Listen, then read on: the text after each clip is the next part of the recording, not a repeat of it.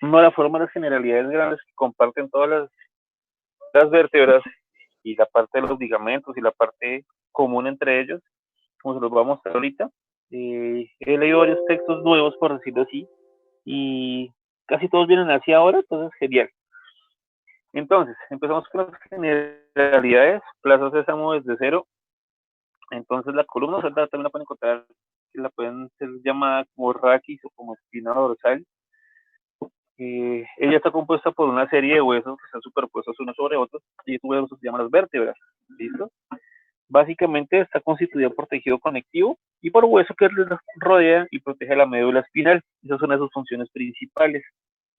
Ella funciona como una vara muy flexible, es muy fuerte, tienen elementos que se pueden movilizar hacia adelante, hacia atrás, los dejan movilizar de forma lateral y también se deja rotar sobre su propio eje en unas articulaciones muy especiales y específicas que son las primeras que vamos a estudiar más adelante. ¿Listos?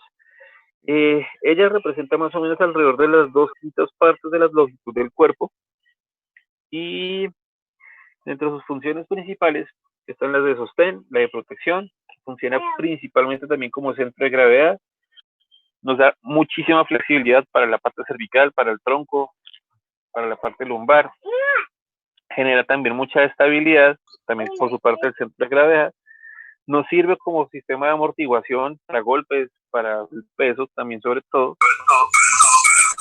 sirve como soporte a la cabeza y es el sitio de inserción de las costillas, de la cintura de la pelvis y de los músculos de la espalda.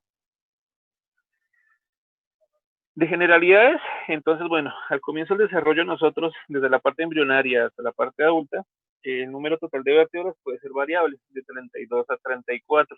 Ya les explico por qué pueden ser 34. Entre las cuales encontramos 7 cervicales, que como lo hemos mencionado hace mucho tiempo cuando empezamos a estudiar cráneo, pero pues ahora ya estamos en materia de las cervicales se enumeran con la letra C al comienzo para indicar que son cervicales. C1, C2, C3, C4, C5, C6, C7. Y ahí están las 7 vértebras verticales, cervicales. Lo mismo pasa con las torácicas, que son 12, van desde T1 hasta T12. Las sacras y las lumbares, 5 lumbares de L1 a L5. Y las sacras por lo general nosotros no las enumeramos o las nombramos como C1, C2, C3, C4, C5, que se podría hacer, pero la cuestión es que con ellas, más adelante, en la vida adulta, a medida que vamos creciendo, se van fusionando.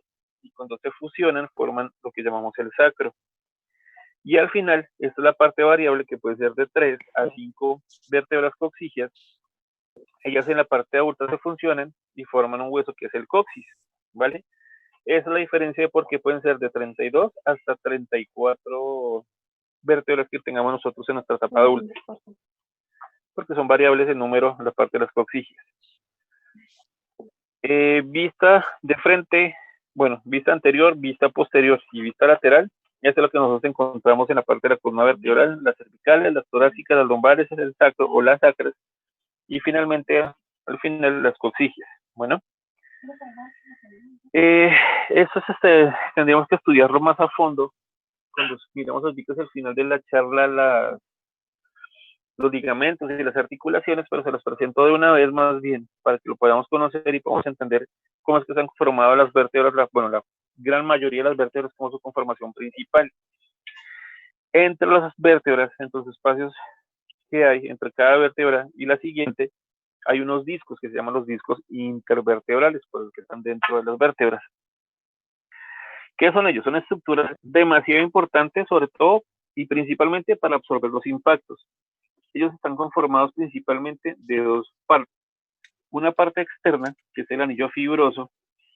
Este anillo es el que le da como la rigidez y la constancia y la forma principalmente a lo que va a tener como tal el disco intervertebral. Este anillo está formado, son fibras fibrocartilaginosas y son de orientación muy perpendicular entre ellas. Y la parte central es el núcleo pulposo. El núcleo pulposo tiene una consistencia más o menos como se podría describir como gelatinosa. Entonces, estos discos se encuentran ubicados entre una vértebra y la otra, digamos entre T1 y T2 hay un anillo, entre T3 y T4, entre T2 y T3 hay otro, entre T3 y T4 hay otros, y están dispuestos entre los espacios vertebrales principalmente ubicados en los cuerpos de las vértebras, que vamos a estudiar cuáles son los cuerpos de las vértebras. Esos anillos sirven mucho para absorber impacto, sirve mucho como para ayudar a que las vértebras entre una y otra tengan cierto grado de articulación y sirven para absorber y amortiguar el peso del cuerpo. El problema de ellos más adelante, cuando nosotros estemos por algún tipo de patología, que es la más frecuente en la columna, es que hay un daño en los anillos, se rompe el anillo fibroso externo y el núcleo pulposo, la parte interna, la parte gelatinosa, se va a protruir, va a salir hacia alguno de los lados. Y como todo está tan íntimamente relacionado y es tan estrecho, es como tan adecuado el espacio, se va a herniar, lo que nosotros llamamos una herniación del anillo, y puede llegar a tocar las raíces nerviosas y es lo que genera complicaciones más adelante, principalmente de dolor, o si compromete una raíz motora, la parte motora. Pero eso lo van estudiando ustedes más adelante en patología. Pero eso es como los inicios de la parte clínica que vamos a aprender más adelante.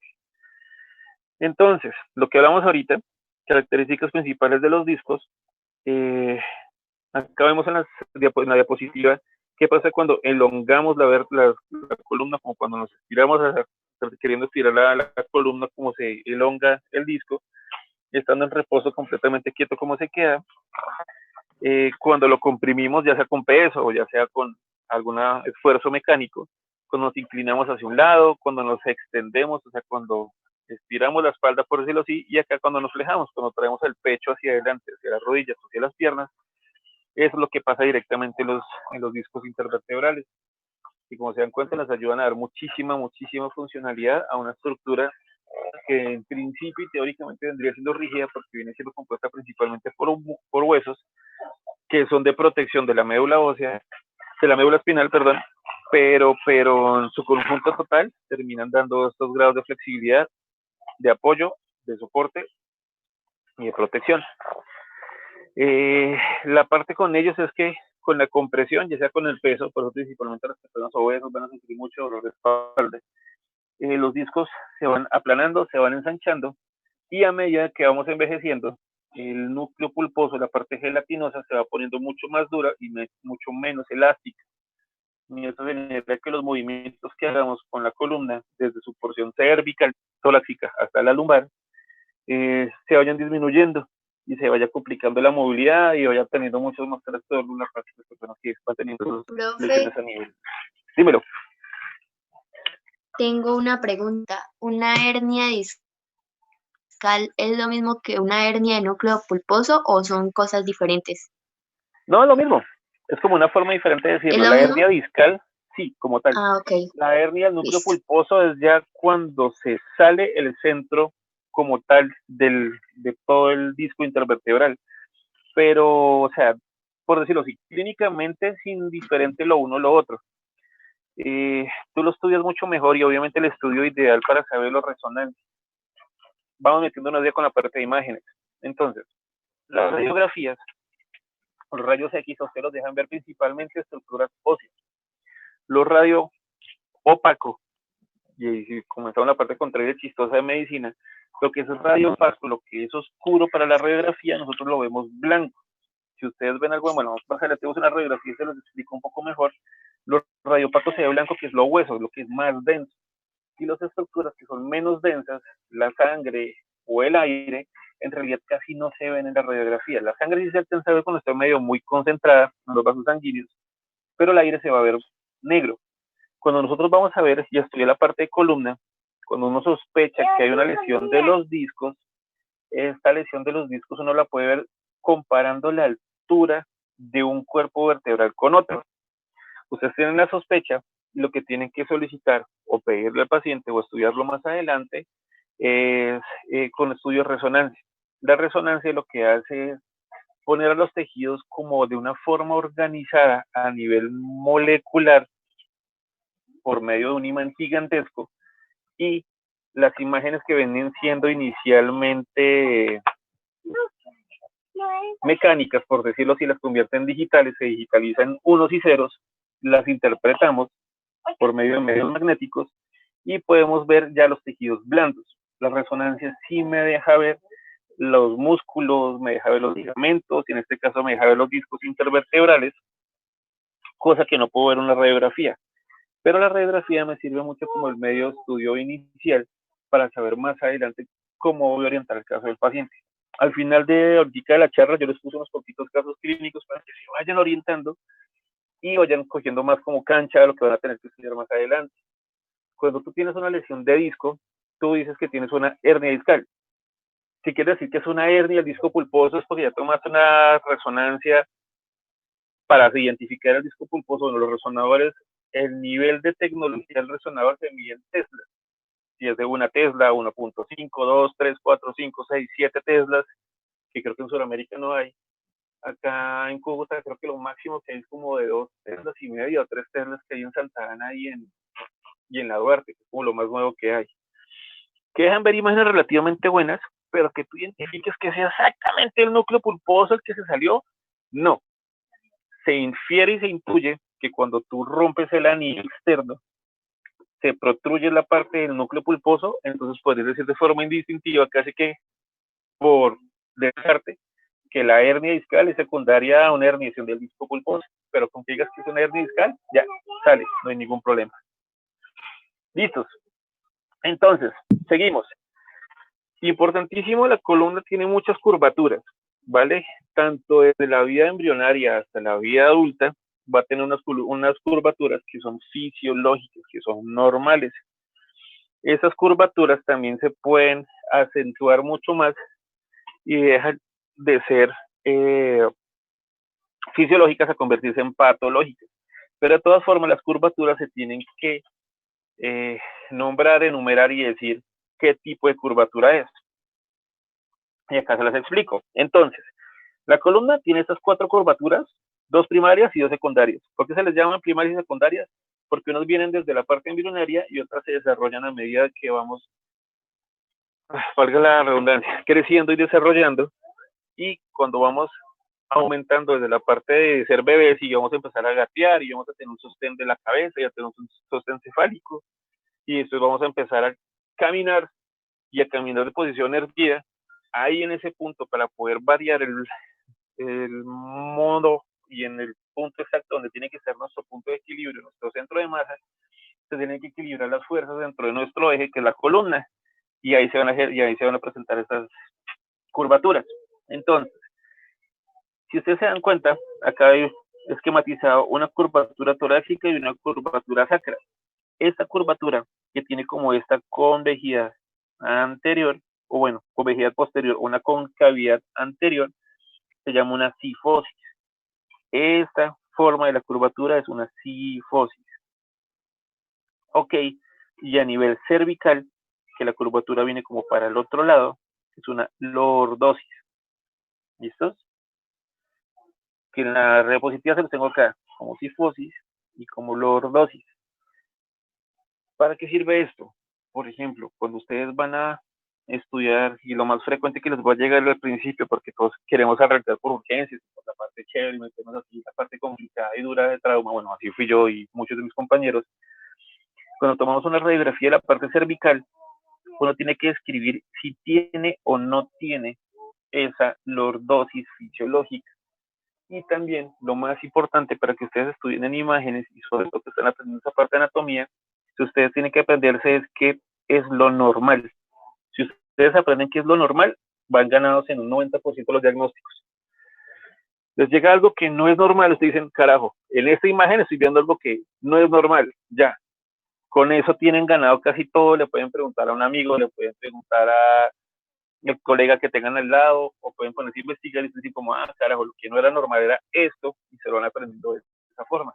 Pero si ustedes no saben qué es normal y qué es anormal, no tienen ni idea cómo buscar las cosas. Entonces, a este punto es que vamos. La curvatura torácica, la curvatura cervical, la curvatura lumbar y la curvatura sacra tienen sus curvaturas fisiológicas que están descritas acá. La cervical y la lumbar tienen una lordosis normal y fisiológica, y la curvatura torácica y la curvatura sacra tienen una cifosis. ¿Listos? Las curvaturas secundarias, como estamos hablando ahorita, se desarrollan después del nacimiento y se van llenando a medida que el bebé aprende a tener el sostén de la cabeza, que es lo que hablamos del sostén cefálico, ahí es donde se va a presentar la curvatura cervical, y cuando ya camina erguido, la curvatura lumbar para poner el centro de masa directamente en la parte pélvica, que es nuestro centro de masa. Entonces, para ponerlo un poco mejor esquematizado, lo que encontramos es esto. La curvatura vertebral de un vertebrado normal de un niño, de un neonato que tiene esta forma, en una fase de transición, ya cuando empezamos a caminar, que se van viendo las lordosis y las sifosis fisiológicas, que finalmente van a terminar determinándose mucho mejor en el adulto, ¿ok? De lo que hablamos de la parte patológica, para que vayan ganando otra vez lo que es pronto como punticos para la parte clínica, entonces lo que es anormal, los viejitos que tienen joroba, se les dice que tienen una sifosis, ya que está esquematizado en la plática B. Cuando también la parte lumbar está mucho más marcada, la lordosis normal, se dice que tiene una lordosis lumbar anormal. Acá lo que estamos viendo básicamente es la curvatura en un eje medial. Si lo vamos a ver de frente, también la columna se puede enchuecar para un lado o para el otro. Esa enchueque para un lado y para el otro se llama escoliosis, que es la que están viendo en este lado de acá. Entonces ahí ustedes describen mucho más fácil las cuestiones. Si el paciente, porque se sentaba mal durante toda su infancia y su adolescencia y más adelante tiene muchos dolores de espalda o no tiene un buen desarrollo pulmonar, o usted simplemente por hallazgo incidental que le tomaron la radiografía salió con la espalda chueca, dicen que tiene una escoliosis. Y ahí pueden escoger si tiene una convexidad para el lado derecho o el lado izquierdo, o una convexidad para el lado derecho o para el lado izquierdo. Y acá lo pueden describir de esa forma. Pero lo importante es vista de forma de adelante para atrás, vista antero-posterior o postero-anterior, la columna tiene que ser recta. Vista del lado medial, tiene que tener sus curvaturas fisiológicas normales, en la parte cervical y en la parte lumbar con su lordosis, en la parte torácica y en la parte sacra con una sifosis. ¿Listo? Entonces, ya empezamos con las partes de una vértebra típica, que es lo que tienen la gran mayoría de las vértebras y tienen casi todas las vértebras, a excepción de unas excepciones, valga la redundancia. ¿Qué es? Las vértebras inicialmente y obviamente tienen que tener en cuenta que van a variar mucho en tamaño, ¿listos? Pero todas van a tener un cuerpo, un arco vertebral y unas apófisis, ¿listos? Entonces, el cuerpo, que lo estamos viendo acá, que es la parte más central, como más notoria, más estructurada, y a través o a partir del cuerpo es que se van a desprender las otras estructuras, los arcos vertebrales y las apófisis. Entonces, cuerpo vertebral. Estamos estudiando las generalidades de todas las vértebras, a excepción de una que ya vamos a ver, no tiene cuerpo vertebral. Esta parte de acá, grandota cuadrada, estamos viendo es un cuerpo vertebral. Esta es una vértebra típica torácica. Entonces, el cuerpo se encuentra en la porción más anterior de la vértebra, es grueso, tiene más que todo una forma discoide, como forma de disco para que entren los discos intervertebrales entre ellos, y es la porción que va a soportar el peso de las vértebras, ¿listos? Por eso que es que tienen los discos para apoyar y para dar esa flexibilidad y para dar esa amortiguación. Las caras de aquí arribita del cuerpo y las caras de aquí abajo del cuerpo, las caras superiores e inferiores, son rugosas, son arrugadas, básicamente para lo mismo, para darle soporte y para que ahí se puedan anclar mucho más fácil los discos intervertebrales. Y las caras anteriores y laterales tienen los agujeros y los huequitos nutricios para que por aquí entren los vasos sanguíneos y le puedan darle irrigación al hueso. ¿Listos? El arco vertebral. Es una pequeña parte medio complicadita, pero esta imagen lo deja súper claro. Entonces, concéntrate en el colorcito amarillo que nos va a dar una forma de arco. Entonces, el cuerpo, el que tenemos aquí grandotote, nos vamos yendo un poquitico hacia atrás y van a salir unas apófisis, unas salientes chiquiticas que son más que todo gruesas y muy corticas y las llaman los pedículos. Entonces, apenas salen esas apófisis chiquiticas de los cuerpos vertebrales, se llaman pedículos. Esas apófisis van a continuar y van a seguir y se van a seguir proyectando hacia atrás y se van a unir con una lámina plana. Básicamente forman una forma de arco, valga la redundancia, y por eso se llama el arco vertebral. ¿Ok? Entonces tenemos el cuerpo, los pedículos se continúan hacia atrás y esos pedículos van a formar una forma de arco y es lo que va a formar el arco vertebral. ¿Listo? Entonces, como definición, el arco se extiende hacia atrás desde el cuerpo y esas estructuras lo que van a hacer es un canal. Por este canal va a pasar la médula. Entonces, lo que van a hacer es rodear la médula espinal. Este canal se llama el foramen o el agujero vertebral. Y listo. Entonces armamos un cuerpo, un arco, un hueco, por ese hueco pasa la médula y este arco se llama el arco vertebral. Las punticas o los pedículos por donde se empieza a formar el arco se llaman pedículos. Listos. Facilísimo. Que si lo vemos desde arriba tenemos aquí el cuerpo, Profe, grandotote. Dímelo. los pedículos son las mismas apófisis, ¿cierto? O- No, para nada. Yo a ti que les explico en 20 segundos cuáles son los apófisis. Ya vienen acá. Listo. Entonces, mira, acá está el cuerpo. Ay, carajo, se hizo su... Ya, aquí está el cuerpo. Estas laminitas chiquiticas que van saliendo como por acá para formar este arco. Este pedacito chiquitico vienen siendo los pedículos, que si siguen hacia adelante van a formar este arco. Como forman un arco, por debajo de todo arco hay un hueco. Este hueco tote lo van a buscar de 20.000 formas. Agujero vertebral, foramen vertebral, agujero raquídeo, agujero para la médula espinal. Lo importante es que por ahí pasa la médula. Listo. Punto. Y los que se van desprendiendo ya a partir del arco y en algunos casos a partir de los pedículos y son las apófisis, que son estas que ves acá, que son las apófisis transversas y sobre todo es grandotote de atrás que es la apófisis espinosa. Entonces, si lo volvemos otra vez a la fichita que tenemos aquí atrás, el cuerpo en amarillito, el arco con sus pediculitos y lo que están viendo en azul, rojo y verde si son las apófisis. Las apófisis por lo general, la gran mayoría de veces y casi todas son 7. Entonces, ¿cuáles son esas 7? Las que van atravesándola para los lados, que son las transversas, las que sirven para articularse con la vértebra de arriba y con la vértebra de abajo, que son las apófisis articulares, ahí vamos 2, 4, 6, y la que nos da la impar, como siempre rompiendo la regla, la que se va hacia atrás, que es la apófisis espinosa, que es la proyección más posterior de la vértebra. ¿Listos? Y así ustedes van a aprender de forma esquematizada absolutamente todas las vértebras. Esto se lo van a dejar de ver como unos 2 años y medio por ahí o 3 años hasta que lleguen a la clínica y como, ¿qué parte de la vértebra se fracturó? Y uno es como, uy, pucha, yo no me acuerdo de las partes de una vértebra. Es muy fácil, entonces acuérdense, y de hecho, cuando yo lo pude aprender y esquematizar así, absolutamente todas las vértebras menos una tienen todo esto, ya, es sencillo.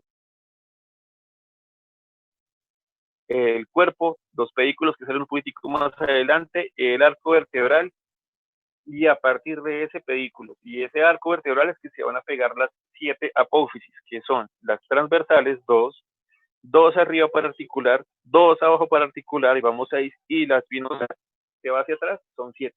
Listo, sencillo, se aprendieron absolutamente todas las vértebras, es facilísimo, es, no sé, es, viéndolo esquematizado así, ya la vida se hace mucho más sencilla en la columna, y se hace mucho más sencilla para cuando ustedes más adelante vayan a hacer procedimientos y les digan como, bueno, vaya a hacer una función lumbar, ¿usted qué estructuras va a atravesar cuando va a hacer una función lumbar? Y uno es como, uy, carajo, no me acuerdo.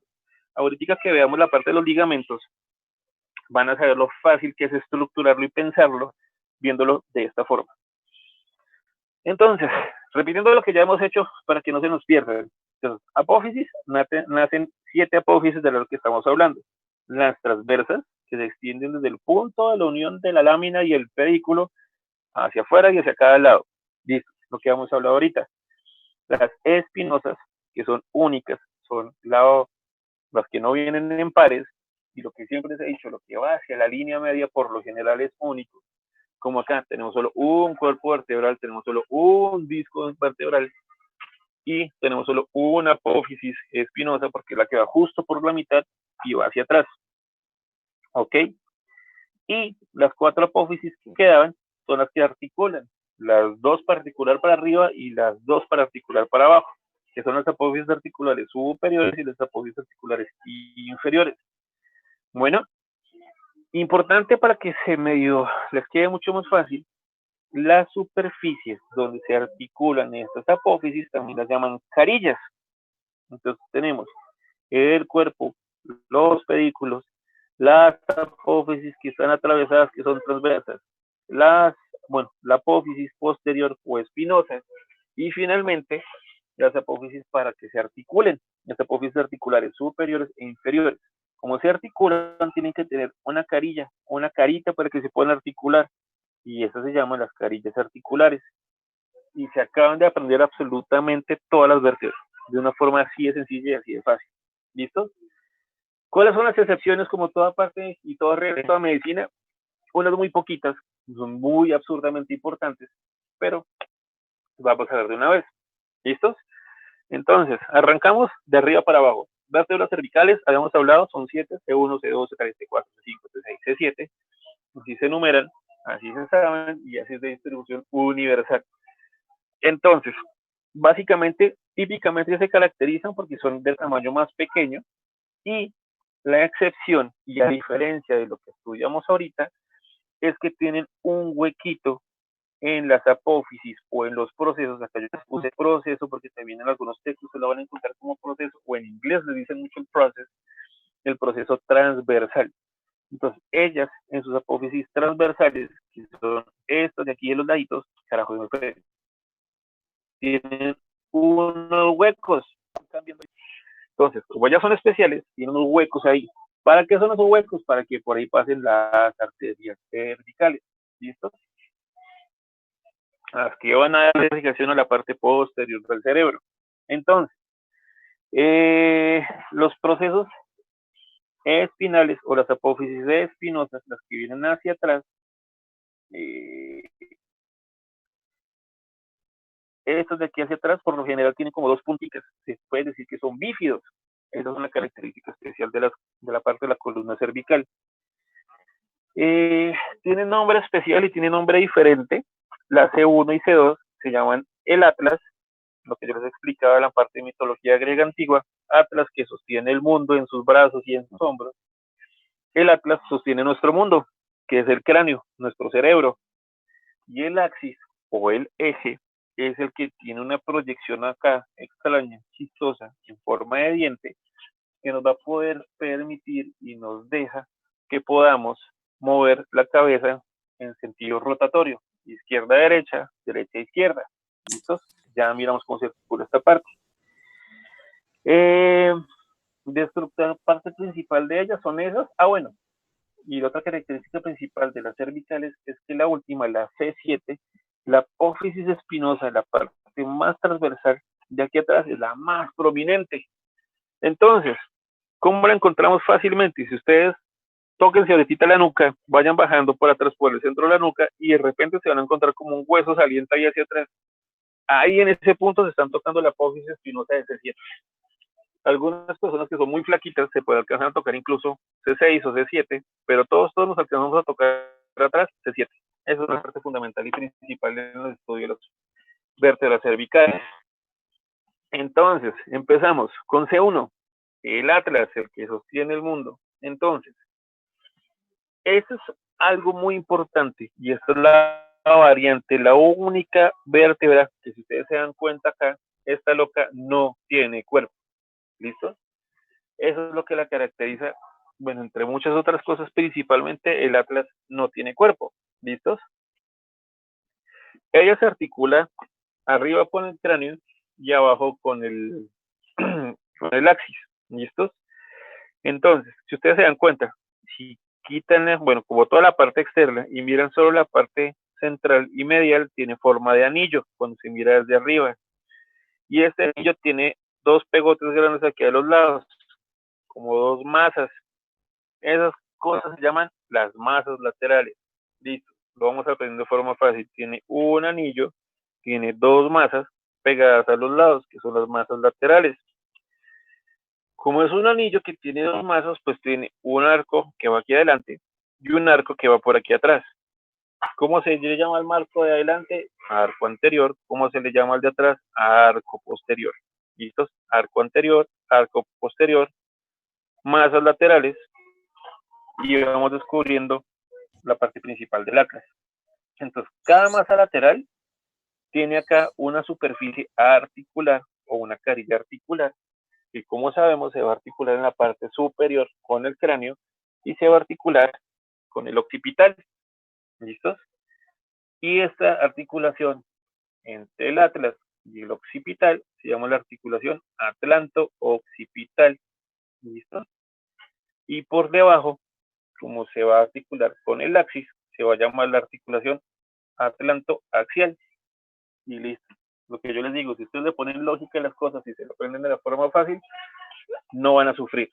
Bueno, entonces, la superficie posterior del arco anterior, o sea, la parte de atrás o la parte de adentro del arco de que viene aquí adelante, tiene un huequito, tiene como una impresión, como una escotadura, como una fosita. Ese huequito es el huequito para que entre el diente, lo que vamos a hablar ahorita, del axis, el eje como tal. Entonces, se llama la faceta o la carilla articular para el diente. ¿Listo? Los procesos transversales del atlas, o sea, la apófisis transversales también, son grandes y se proyectan mucho más hacia los lados, no tanto hacia adelante, sino mucho más hacia los lados que las otras vértebras cervicales. Sirven para que pase la arteria posterior, cervical posterior, y sirve también como punto de anclaje para que se inserten acá los músculos fuertes, poderosos de la cabeza en la nuca que nos van a ayudar a permitir los movimientos de rotación, extensión y flexión de la cabeza. ¿Listos? Entonces, viendo lo que estamos hablando todo el tiempo acá, tenemos el atlas, el axis, el atlas y el axis. Que se lo ponemos en diferentes colorcitos, listos. Acá estamos viendo el arco posterior, las apófisis transversas con sus huequitos, el arco anterior con sus respectivas masas, con sus carillas articulares para que metan los epicóndilos del occipital y se articule con el cráneo. Acá en este puntico vemos el huequito y la fosita para que entre el diente que viene del axis, para que podamos generar la rotación de un lado al otro de la cabeza. Y listo. Tenemos las funciones principales. Diferencias de este el uno y el otro, pues que este no tiene cuerpo, son dos arcos, uno anterior, uno posterior. Tiene las apófisis o los procesos transversos mucho más laterales, tiene los huequitos para que pasen las arterias, son mucho más gordototes y más fuertes para que entren los músculos, y las carillas articulares. Generalidad de todas las vértebras, pero con sus particularidades especiales. Ahora vamos con el loco de abajo, con el axis. OC2. Entonces, axis es la segunda vértebra cervical, se caracteriza principalmente y la única que tiene una proyección en el diente. ¿Cómo se llama? O, si la quieren poner mucho más fácil, la apófisis odontoides. Si ustedes dicen que es el diente del axis, pues ya no sabe cuál es, no hay ningún problema. Y de hecho muchos libros incluso lo describen como el diente del axis, pero también lo van a encontrar ustedes como apófisis odontoides. Vistas de aquí arriba, pues es este que está aquí celadito, como lo estamos estudiando ahorita hacia los lados, es esta granotota que tenemos acá, o esta que tenemos aquí, que tiene forma como de soldadito, yo no sé. Listo. Entonces,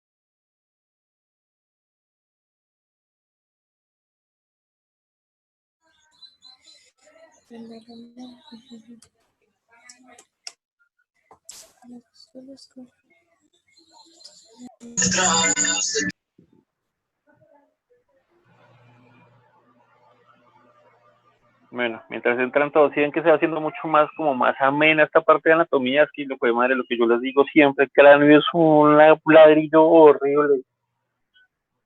Pero bueno, esto se va haciendo mucho más ameno, mucho más divertido. Y, no sé, uno le van contando más la lógica de las cosas. Que fue pucha, aprendí ese poco de huecos allá arriba, estructuras, y no saber qué significa anterior, posterior, lateral, diagonal. Es como que carajos me están hablando, es horrible, inmamable, es ladrilludo, es pesado. Pero ya acá uno viendo algo de clínica y entendiendo mucho más fácil las cosas, oh, no sé, se hace mucho más llevadero la parte anatómica. Es genial, es mucho más rico. Bueno, menos mal todavía no estamos en la clase porque acá viene mi enano jugando como si fuera un bombero. Dime, enano. Ah, ¿Sí estás feliz? Qué rico, mi amor. Yo también estoy feliz. Ve con mamá, mi amor. Estoy dando la clase, mi amor. Yo les dije que hablamos, bueno. Es que está feliz dándole chucherías a los perritos.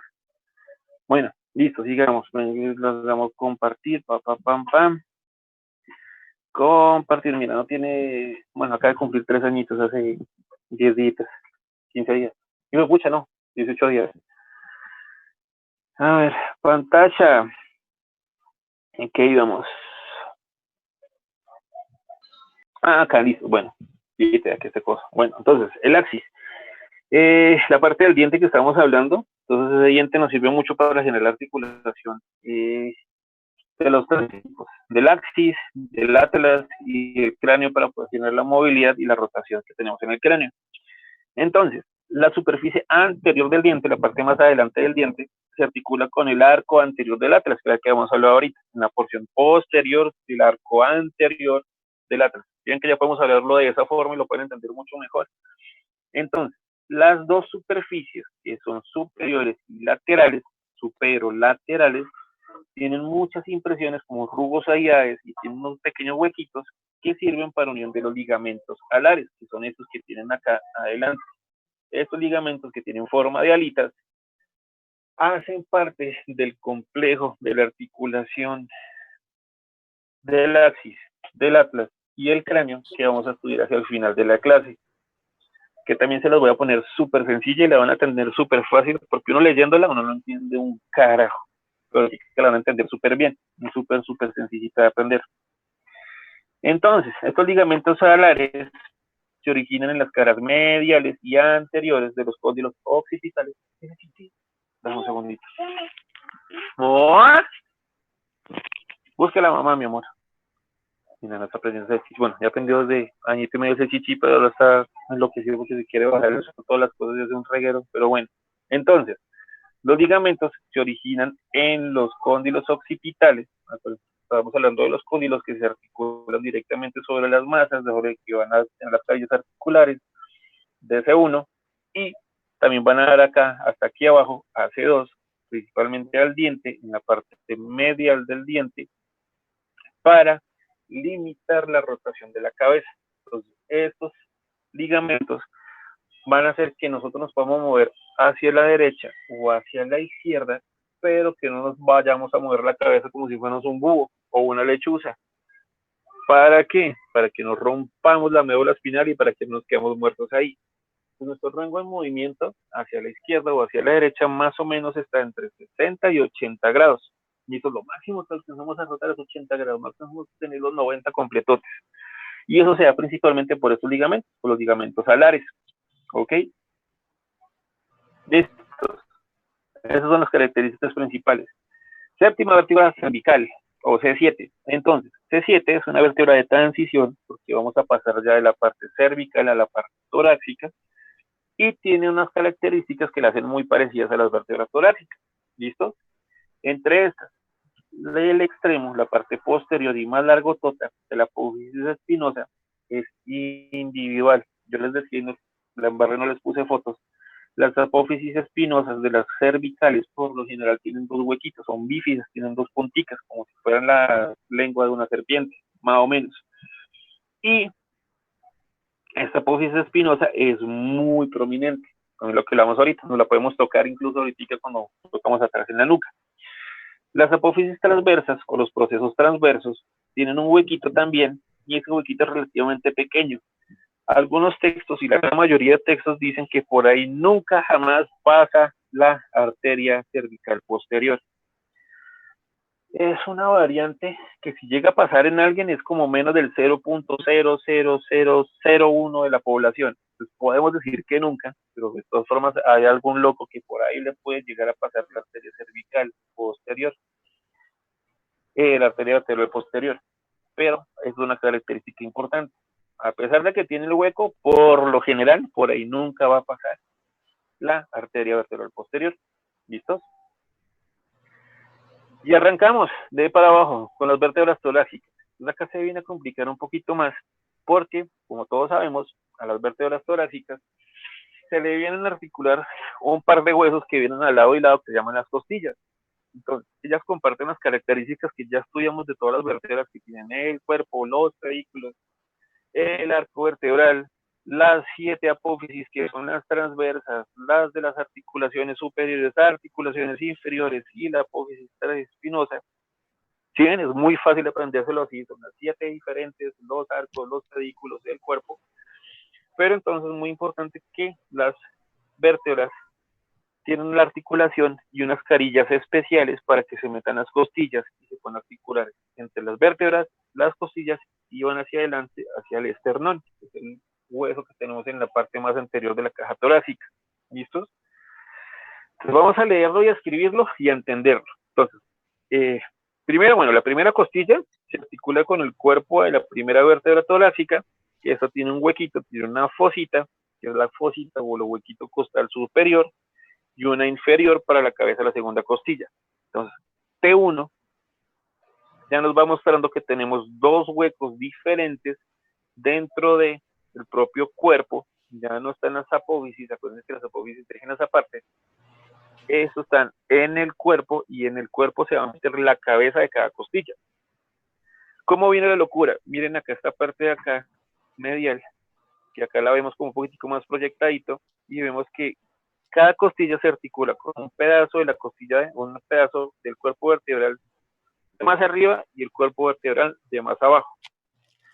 Entonces, descrito como tal es el cuerpo de las vértebras torácicas en cada lado y cerca del extremo anterior del pedículo, acuérdense, el cuerpo que bota el pedículo, que el pedículo más se transforma el arco, y entre los arcos, de ahí vamos a desprender todas las apófisis, pero cerca de los pedículos van a generar dos fositas articulares, dos huequitos de articulación. La cabeza de la costilla se articula con la fosita costal inferior de la vértebra superior. Entonces, quietos ahí. La costilla se está articulando con la fosita inferior, o sea, con la fosita de más abajo de la vértebra superior, o sea, de la vértebra de más arriba. Pongámonos como si estuviéramos entre la segunda y la tercera vértebra torácica para entenderlo un poco mejor. Entonces, la costilla que se va a meter ahí, se va a meter en la parte de más abajo de T2 y la parte más arriba de T3.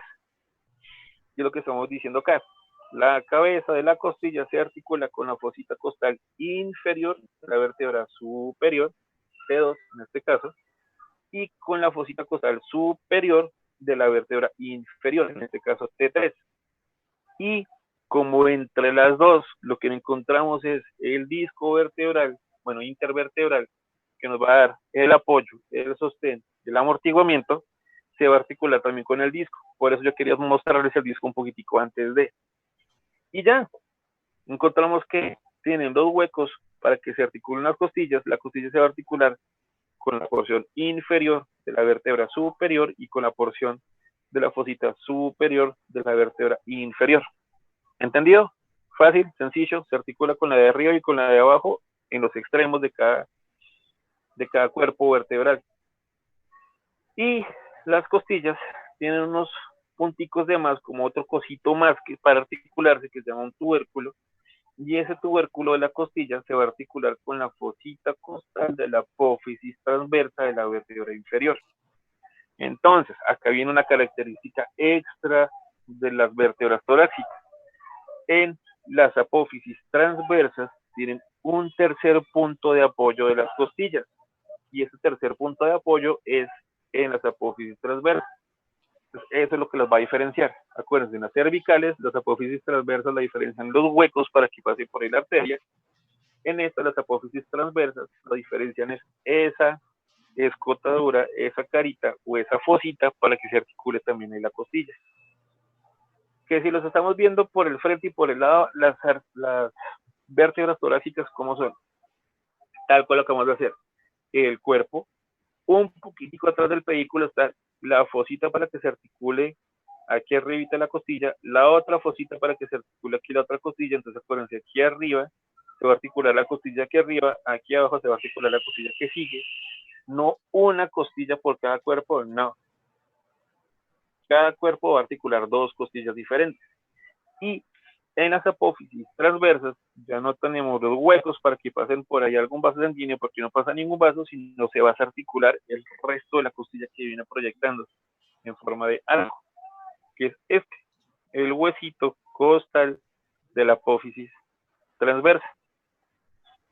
Fácil, ¿cierto? Entonces, volvemos.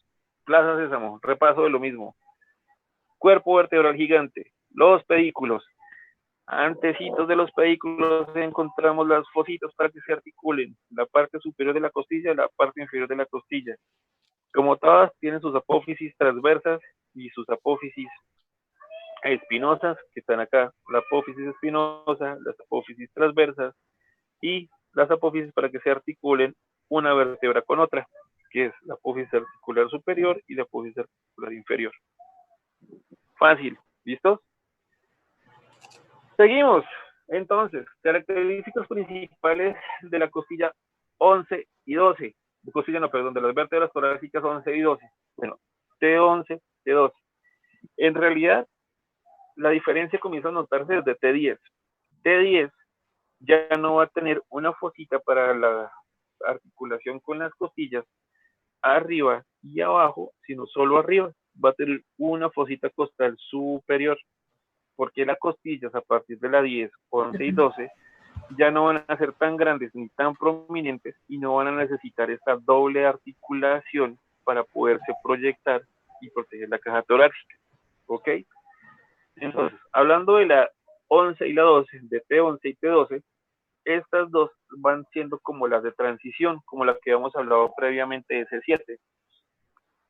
Ay, regalé un perro que se me subió mi perrito. Ay, ya.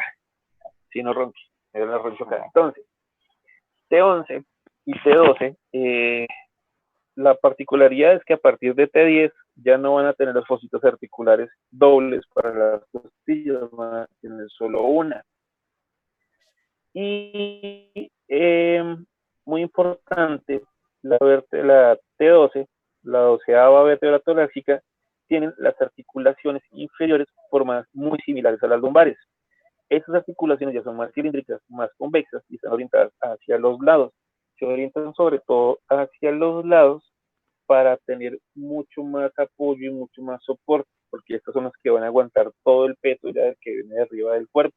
¿Listo? Que son estos de acá.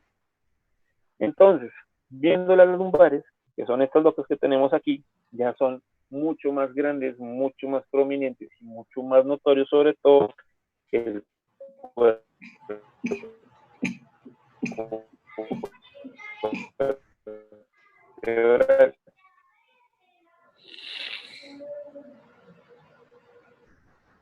Entonces, en las lumbares,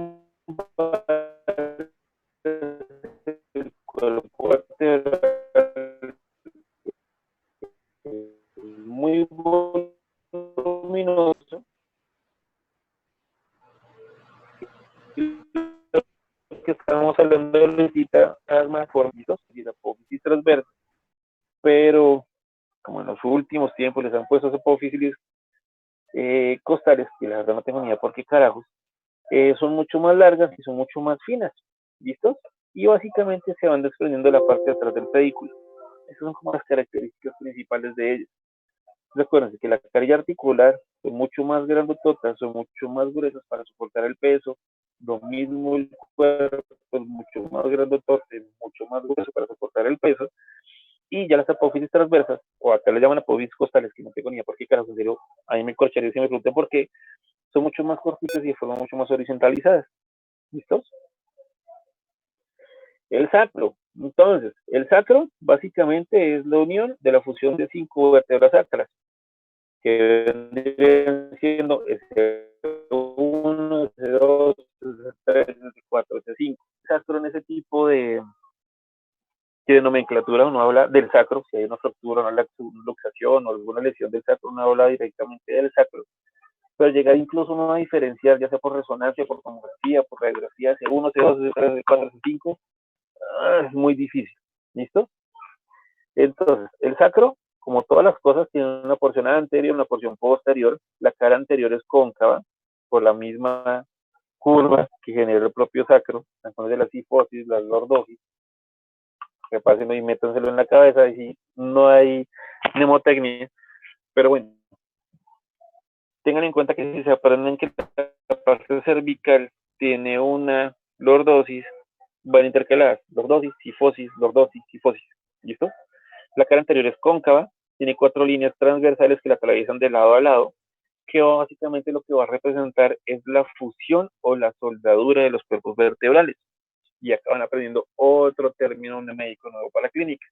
Cuando hay una fusión y que se pegan dos huesos grandototes, se llama una sinostosis. No que me rompí el hueso, digamos que me partí el brazo y se me volvió a pegar y hice una sinostosis. No, la sinostosis es la fusión de huesos que teóricamente no tendrían que ser fusionados, sino que con el desarrollo más adelante se van a fusionar, que es la sinostosis.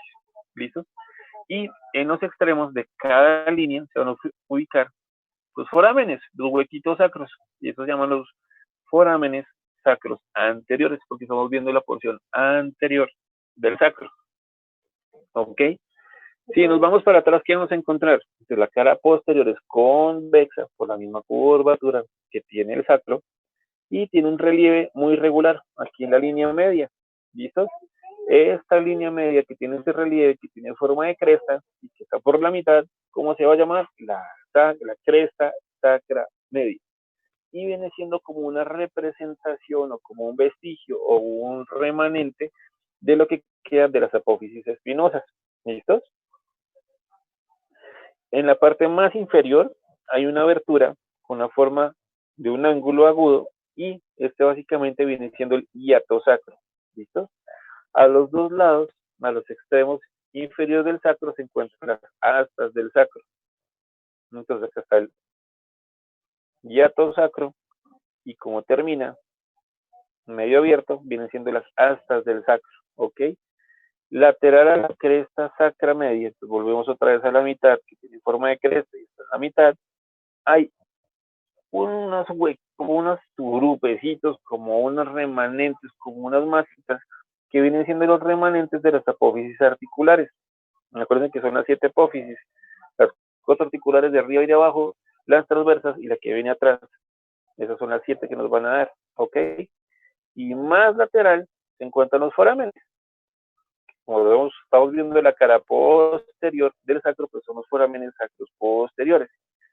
Y más al lado de los huequitos encontramos la cresta sacra lateral, que básicamente es la fusión de las apófisis transversas. Entonces, lo que les contaba, si nos aprendemos la parte inicial de la configuración normal de las vértebras, entendemos todo. Tenemos que como se pegaron todas, pues estas son las apófisis transversas, estas son las carillas que vienen de la parte articular. Eso es el canal que teóricamente tendría que tener, pero pues por acá ya no pasa ninguna estructura como la médula espinal, porque acá ya dejó de ser médula espinal hace mucho rato, pero de todas formas está el conducto, y como estamos hablando del sacro, pues es el conducto sacro, y listos. Aprendimos fácil también otra parte del sacro. Si lo vamos a ver de lado, encontramos principalmente esto. En la parte más superior, en la parte más cefálica del sacro, encontramos esta base, o esta parte más prominente, y como es más prominente, pues la vamos a llamar el promontorio. ¿Listos? Esta porción anterior de la base del sacro más prominente se llama el promontorio. Lateral a la base se va a encontrar una superficie triangular muy amplia que tiene forma como de alita y se llama el ala sacra. ¿Listos? En la parte inferior del sacro hay una superficie oval pequeñita y es muy plana y se va a llamar el vértice del sacro. En la parte superior de la cara lateral del sacro hay una carilla articular, que es esa grandota que están viendo acá como si fuera medio gris, y es la carilla articular o una carilla auricular que sirve para el hueso coxal. El hueso coxal y esas articulaciones los vamos a aprender mucho mejor en pelvis para no enredarnos tanto ahorita. El hueso coxal, la que habíamos hablado antes de ya como tal de la pelvis, como tal que es el ilion, el isquion y el pubis, que son los tres huesitos fusionados que van a formar el hueso coxal más adelante. Pero bueno, esta parte del sacro se articula con, digamos por decir, la pelvis, para que la pelvis más adelante se articule directamente con el fémur. Esta es la carita articular para que a cada lado se vaya articulando el ilion, el isquion y el pubis. Pero bueno, en realidad se articula solo el ilion. El conducto sacro, que es el que hemos hablado ahorita, lo veo mucho mejor acá, que va por toda la mitad. Básicamente es el remanente y la porción que queda del conducto vertebral o el conducto espinal o el conducto raquídeo, como lo quieran encontrar o llamar. ¿Listos? Y nos queda la última, que es el coxis. Entonces, el coxis, un hueso pequeñito, cansón, que cuando lo mamón de eso es que es muy fácil, se fractura de forma muy fácil o se luxa de forma muy fácil, y es una consulta relativamente frecuente con ustedes en unidades de trauma. No, es que iba en la moto, iba en la cicla, iba en patines, iba en patineta, me caí de rabo y me di en la radilla, es lo mismo que le llama la radilla. ¿Listos? Entonces el coxis es una pequeña pieza de hueso que tiene una forma triangular y es la fusión de lo que hablamos ahorita, puede ser entre 3 o entre 5 vértebras. Ahí viene la parte diferenciación del número determinado de vértebras o no. Entonces la superficie superior del cuerpo de la primera vértebra que estamos viendo acá, que es como la más grande y la más prominente de todas, se articula con el vértice del sacro, que es la que se viene metiendo por este lado acá, el vértice, y ahí se va articulando el coxis, ¿ok? Por detrás de este cuerpo se van a encontrar dos apófisis denominadas las astas del coxis, también aquí, que tienen formas de asta, pues forman las astas del coxis. Estos vendrían siendo como las apófisis articulares. ¿Se acuerdan? Las apófisis articulares superiores y las inferiores, estas vendrían siendo como las apófisis articulares superiores, como ese remanente que quedaría ahí. Y este coxis se va a articular con las astas del sacro, que son las que veíamos aquí abajito, que vendrían siendo como las apófisis articulares inferiores. Los remanentes que van quedando en la fusión de los huesos. Y ahora vamos con la parte complicada y compleja, las articulaciones de la columna vertebral. Entonces, las articulaciones de la columna básicamente y principalmente tenemos que fundamentarlas y estudiar sobre todo las que tenemos en la parte superior, en la occipito axial, en la occipito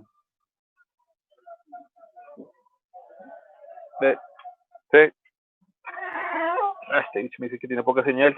Ya. Listo. En la atlanto-occipital y en la atlanto-axial, ¿ok? ¿Sí me escuchan bien? Estamos parece que tengo poca señal. No, ya tengo el 4G. Listo. Entonces, estas articulaciones tienen como una parte principal, y lo que hemos hablado durante mucha parte de la clase es permitir los movimientos de la cabeza. Entonces, acá viene el enredo entre el occipital y el axis, que nos sostiene el mundo, ¿ok? Entonces, las superficies articulares de la articulación atlanto-occipital son el cóndilo del occipital y las carillas articulares superiores del atlas. ¿Se acuerdan las que están en la parte lateral, en las masas del atlas? Ahí donde se va a articular lo que es principalmente. Entonces, como buena articulación, tiene una cápsula. Esta cápsula es delgada y es muy laxa. Superficies de las carillas articulares. La membrana que los va a recubrir en la parte anterior se va a llamar la membrana atlanto-occipital anterior, que es la que ustedes están viendo aquí como medio gordita, al lado de la que está gordita. Esta que está justo aquí como un poquitico lateral a la porción medial, para que lo puedan entender de esta forma. La membrana atlanto-occipital anterior está ubicada por detrás del extremo superior el ligamento longitudinal anterior. El ligamento longitudinal anterior es una proyección que va viniendo desde atrás entre las apófisis espinosas. Entonces, recuerden que las apófisis vienen en la parte posterior de los cuerpos vertebrales. Entre esas apófisis, subiendo por ellas, viene un ligamento, que es este ligamento de acá. Y esa proyección es el ligamento longitudinal anterior. ¿Ok? ¿Sí? ¿No perdidos? Bien.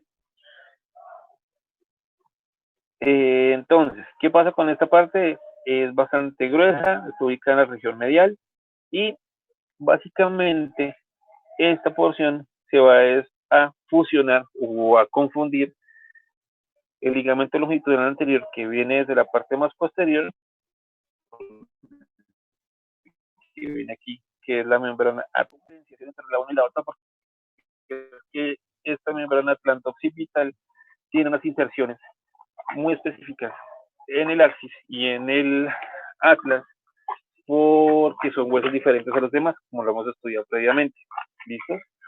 La membrana atlanto-occipital posterior, pues también es una lámina fibrosa, entonces mucho más ancha, va desde el borde superior, del borde más arriba del arco posterior, o sea, el arco de más atrás del atlas, por eso que el atlas tiene el arco anterior y el arco posterior porque no tiene cuerpo, y va hasta el borde posterior del foramen magno. Entonces va, acá no se alcanza a ver, pero viene diciendo aquí hacia la parte posterior del foramen magno. Y esta membrana atlanto-occipital lo que va a hacer es cerrar el espacio occipito vertebral, que si lo estamos viendo de medio de ladito, acá lo vamos a entender un poco mucho mejor, ¿ok? Entonces miren las estructuras que tenemos acá. Tenemos el diente, el axis, el atlas y el occipital, ¿ok? ¿Qué tenemos? El ligamento longitudinal posterior, el ligamento anterior y las membranas que nos van generando la membrana tectoria, la articulación atlanto-occipital y ahorita lo que vamos a estudiar es este fascículo que tiene forma de cruz, que es el que tenemos acá. Entonces, en las articulaciones atlantoaxoideas, básicamente hay dos tipos de articulaciones, las laterales y las medias. ¿Listos? Entonces, la articulación atlantoaxoidea lateral, las que vienen siendo como principalmente las de las carillas interarticulares, las que vienen siendo de las apófisis como tal. Entonces, como vienen siendo de lado y lado, son dos, una derecha y una izquierda. Esto es lo que les acabo de contar, los equivalentes a las apófisis articulares de las vértebras inferiores. Entonces, el atlas en su perilla articular inferior de la masa lateral, que está orientada hacia abajo, tiene una ubicación mucho más oblicua y mucho más medial. ¿Listo? Y la superficie articular, que representaría la del axis o la de C2, está ubicada al lado y va como muy conjunto y va muy pegado a la base del diente. Tiene también una ubicación un poco más oblicua y un poco más lateral. Esta exposición, que está como una exposición medio lateralizada, medio chueca, medio horizontal, es la que nos va a permitir generar la rotación de la cabeza para el lado y lado, para la derecha, para la izquierda. ¿Listos? Ya como parte más histológica, del cartílago articular que recubre estas superficies es mucho más grueso en la parte del centro y esto hace que las dos articulaciones sean como convexas, que tengan esa convergida, no que encajen una entre la otra, sino que sean un poquitico más convexas. Eso les da un poco más de rango de rotación para los lados y no permite que genere un trauma o un acolchonamiento mucho más complicado y mucho más difícil por lo que soporta tanto peso a nivel de cráneo. ¿Ok? La membrana atlantoaxoidea anterior, que está en el borde inferior del arco anterior del atlas, ¿sí? Ubicados, volvemos a hacer la membrana entre el atlas y el axis. En la parte anterior, o sea, en el arco de adelante, en el anillo de adelante, se inserta en el borde inferior del arco anterior del atlas y en la cara anterior del cuerpo del axis. Recuerden que el axis ya tiene cuerpo. Y va profunda a un ligamento que es el ligamento longitudinal anterior, que era el que estudiamos ahorita. Entonces, si lo vemos de esta forma, es lo que estamos viendo acá. ¿Listo? Entonces, la membrana atlantoaxoidea también hay una anterior, la que estamos ahorita, y ahora tenemos una posterior. La posterior se va a ubicar entre el arco posterior del atlas y va a ir a las láminas del axis. Esto básicamente viene siendo como los ligamentos amarillos intervertebrales. Ya les explico cuáles son los ligamentos amarillos intervertebrales. Ok, y ya estuvimos la articulación lateral. Acuérdense, las que vienen siendo como las articulaciones de las carillas laterales. Ahora vamos a ver la articulación atlantoaxoidea. ¿Listos?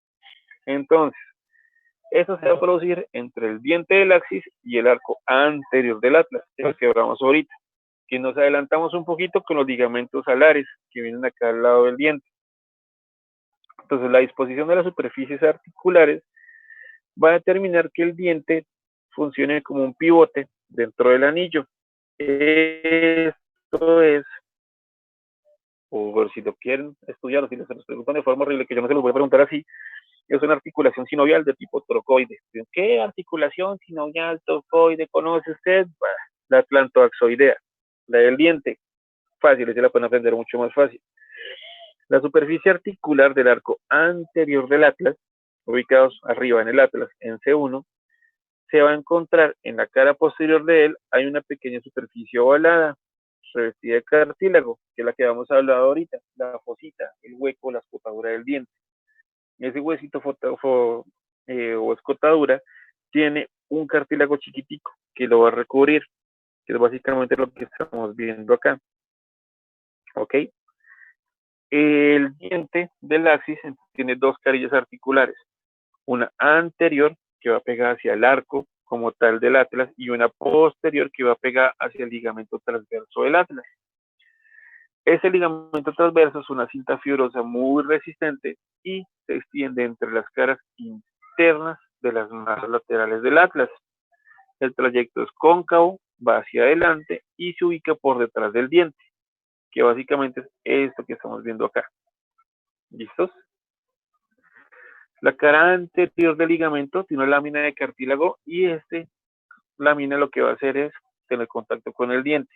Por delante y por detrás se van a ubicar entonces estas cavidades sinoviales.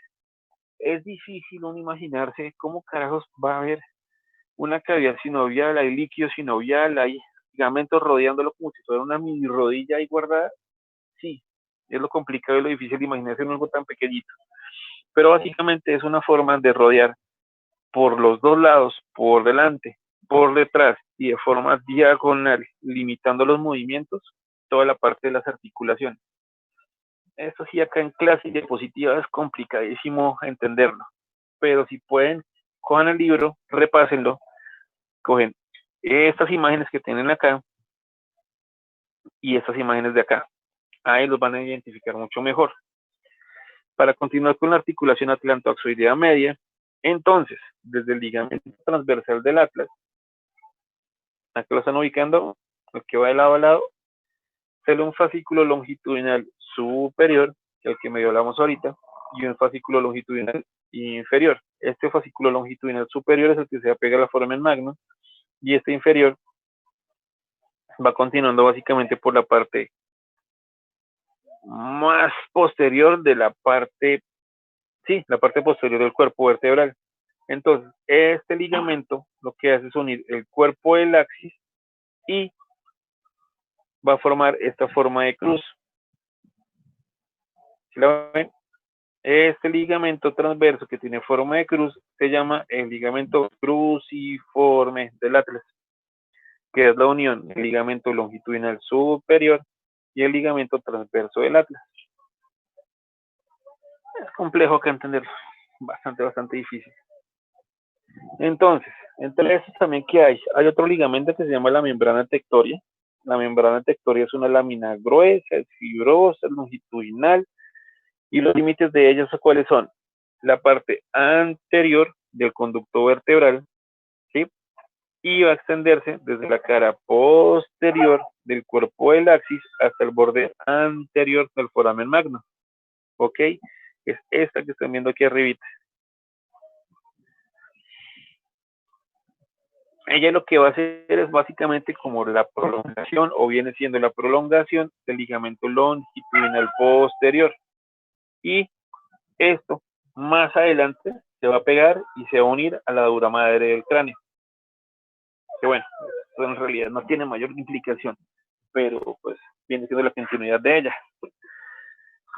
La membrana tectoria entonces va a cubrir el axis, pasa por detrás del diente y pasa por detrás del ligamento cruciforme del atlas. Y la membrana tectoria lo que va a permitir es que se mantenga el contacto entre el atlas y el diente del axis. Va a dejarlos ahí pegaditos, va a como darle más estabilidad como tal a la propia articulación. Si hace esto, va a hacer que el diente pueda girar mucho más libremente dentro de todo el anillo fibroso que se acaba de armar de las articulaciones y podemos generar los movimientos de rotación. Es difícil. Tenemos el diente, se rodea por todos los lados, se enreda de todas las formas posibles y encima de todo tengo una membrana extra que se le va a pegar por detrás y le va a dar más estabilidad. Es la membrana tectoria. ¿Listo? Y al final hay un ligamento que va desde el vértice del diente y une esta puntita, este vértice del diente del axis con el borde anterior del foramen magno. Esa unión y ese ligamento del vértice se va a llamar el ligamento sustensor del diente. ¿Ok? Que viene siendo este complicado.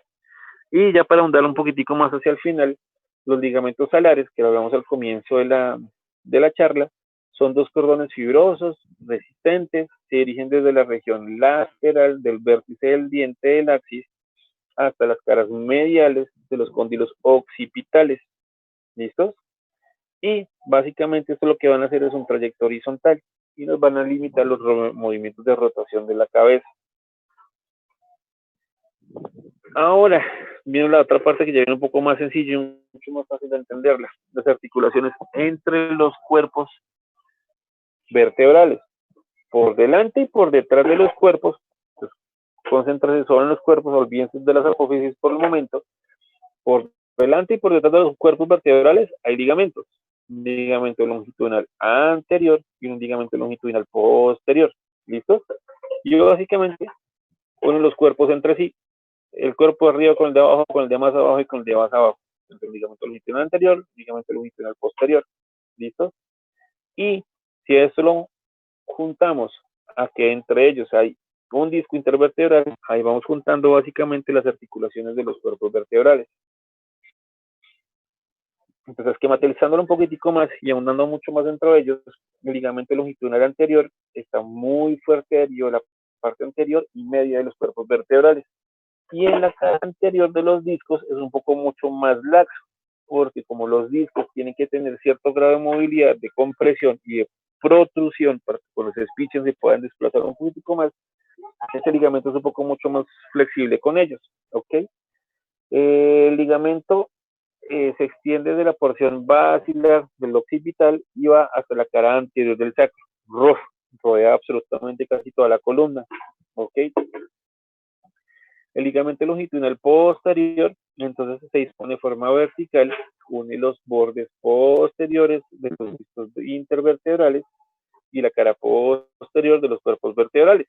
Sobre todo lo que hablamos ahorita en el borde superior y en el borde inferior, dejándole el espacio para que los discos se puedan mover un poco más libre. En el extremo, bueno, cubre toda la pared anterior del conducto vertebral, bendiciendo la parte posterior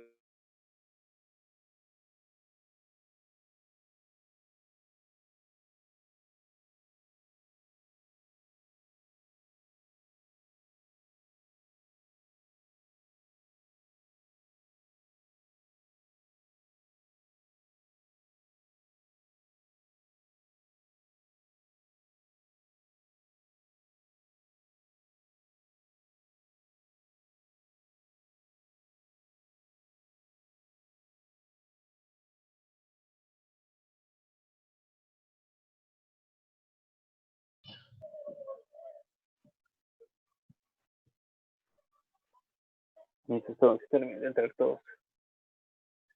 Esta parte de las articulaciones arriba, la atlantoxoidea es complicadísima. Necesito que se sienten, los repasen, cojan uno por uno los ligamentos y los estudien. Es cansón. En clase es difícil mostrarles. Pero eso de los conductos de los intervertebrales es mucho más fácil. Entendiendo esos intervertebrales y se van otra vez arriba a estudiar las articulaciones del occipital, el atlas y el axis, se las ponen súper fácil. Listo, pero es que no le di compartir esta cosa.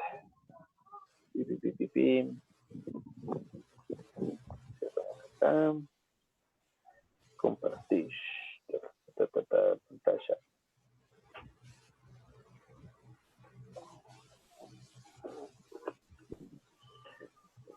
El link 73, no, pásame el link.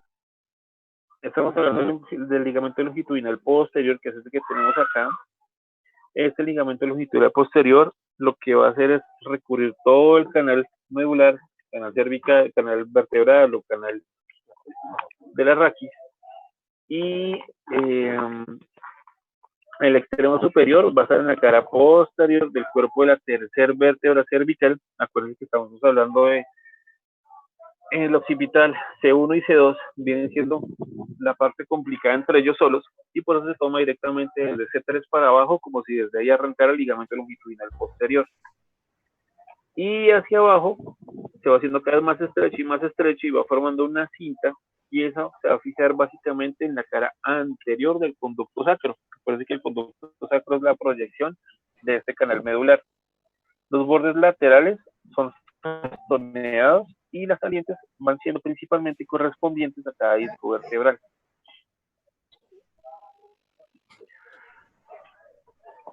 Se me metió ahí. Bueno, hay unas articulaciones que se llaman las articulaciones gigapoficiales. Uno dice como, ¿qué carajos es esto? Fácil, son las articulaciones que están entre las apófisis articulares. Entonces vuelvo a lo mismo, acuérdense, tenemos 7 apófisis, que son las transversales, la espinal o de la parte posterior, y las que vienen de las carillas articulares superiores y las inferiores, porque se articulan las vértebras de arriba y las de abajo. Esas articulaciones entre la vértebra de arriba y la vértebra de abajo de las apófisis articulares se llaman las cigapófisis, para que no se maten la cabeza. ¿Listos? Esas articulaciones están ubicadas entre la región cervical y torácica. Las carillas que representan esas articulaciones, esas apófisis, tienen una superficie plana. ¿Listo?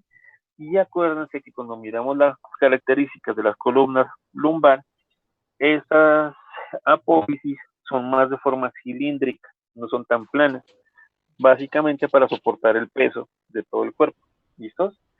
En todos los niveles de esas articulaciones van a presentar un movimiento de deslizamiento entre las superficies para poder permitir que los cuerpos vertebrales tengan un movimiento de flexión, de extensión y cierto grado de lateralidad hacia el lado derecho y hacia el lado izquierdo, no tanto de rotación. ¿Ok? Entonces, siguiendo con estos ligamentos, entonces de las articulaciones interlaminares, está básicamente un ligamento que se llama ligamento amarillo. Si lo ven acá, el ligamento amarillo, el de aquí abajito que se está señalando, churro. Estas son las apófisis espinosas, entre estos está la parte del ligamento amarillo. Entonces, las láminas del arco vertebral están unidas entre ellas por este ligamento, que es el ligamento amarillo. Si les preguntan qué tipo de articulación es una sindesmosis, ¿ok? Los ligamentos tienen forma más o menos como si fuera cuadrado, tienen una forma cuadrangular, y básicamente están determinados por lo ancho o por lo alto y la diferencia que hay entre cada lámina. El extremo superior del ligamento amarillo se va a insertar en la parte inferior de la cara anterior de la lámina de más arriba, y en el extremo inferior se va a insertar en el borde superior de la lámina de más abajo. Lo que hemos hablado, muy parecido a las costillitas. En la parte de arriba, en la parte de abajo de la vértebra superior y en la parte superior de la vértebra inferior. ¿Listo? El extremo lateral de este ligamento amarillo se va a unir a la parte medial de la cápsula articular cigapoficiaria. Acuérdense, los cigapoficiarios, la articulación que está entre las dos apófisis articulares de las vértebras, y en el extremo medial se va a unir con el ligamento amarillo del otro lado. ¿Listo? Entonces, si lo vemos un poquitico más esquematizado, lo mostramos así. Acá encontramos los cuerpos vertebrales, las apófisis transversas y las apófisis espinosas. Entre las apófisis que vienen acá siendo y la parte laminita viene siendo ligamento interespinoso. Delante de los cuerpos vertebrales el ligamento longitudinal anterior, detrás de los cuerpos vertebrales el ligamento longitudinal posterior. Entre la parte de las láminas el ligamento amarillo. Y ya nos faltan estudiar estos dos últimos que tenemos acá, que son que la parte posterior de los cuerpos vertebrales que proyectan la parte posterior del arco vertebral que va a proyectar las apófisis espinosas, entre ellas hay un ligamento que está entre las espinas, entonces llaman los ligamentos interespinosos. ¿Listo?